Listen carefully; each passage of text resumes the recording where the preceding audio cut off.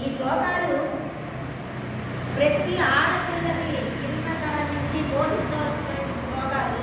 వీటిని అసలు అందరూ కూడా వీటిని ఆడపిల్ల తల్లిదండ్రులు అందరూ కూడా ఈ శ్లోకాన్ని కనుక చెప్పి ఉంటే అసలు ఇన్ని అరాచకాలు కానీ ఏమి కానీ ఏమి తెలియకేటట్టు. కాబట్టి చాలా పవిత్ర. అసలు ఈ శ్లోకాల్లో మనం ఇన్నిసార్లు శ్లోకం చదివామంటే ఆ శ్లోకాల్లో ఇంతమంది మహర్షుల్ని, ఇంతమంది మహాపతివ్రతల్ని మనం దర్శనం వాళ్ళని తెలుసుకుంటేనే మన జన్మ ధన్యం. కాబట్టి అంత పవిత్రమైనటువంటి శ్లోకాలు వీటిని అందరూ కోర్టు చేసుకుని చదువుకుంటే మనకి చాలా బాగుంటుంది. రాబోయే తరాలకు ఉంటుంది. చాలా మంచిది. అవలీనస్స నిర్వాక్యో హనుమాన్ సింసువాక్యునే సీతాం సంతర్జయంతీస్తా రాక్షసీరస్సురోన్కపి. అశోక వృక్షంపై మౌనముగా దాగి ఉన్న హనుమంతుడు సీతాదేవిని భయపెట్టుతున్న ఆ రాధాసుడు కల మాటలను నిత్యముగా వినెను.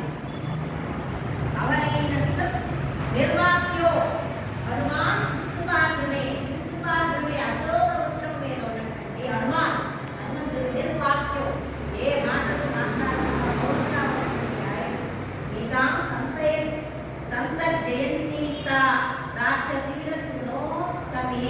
ఆ రాకాసుకున్నటువంటి మాటలు, ఆ రాక్షసీలు అంటున్నటువంటి మాటలు అన్నింటినీ ఆయన వింటున్నారు. ఆయన మాట్లాడారు.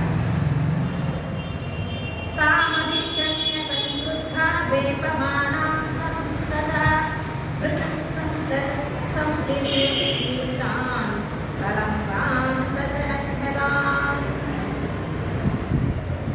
క్రోధావేశపరులైనటువంటి రాక్షసులు వణికిపోతున్న సీతాదేవిని చుట్టుముట్టి ప్రేరాడుతున్న తమ ఎర్రని పెదవులను నాకుతూ చప్పరించుతూ ఆమెను తిరివేయబోతున్నట్లు ప్రవర్తించింది.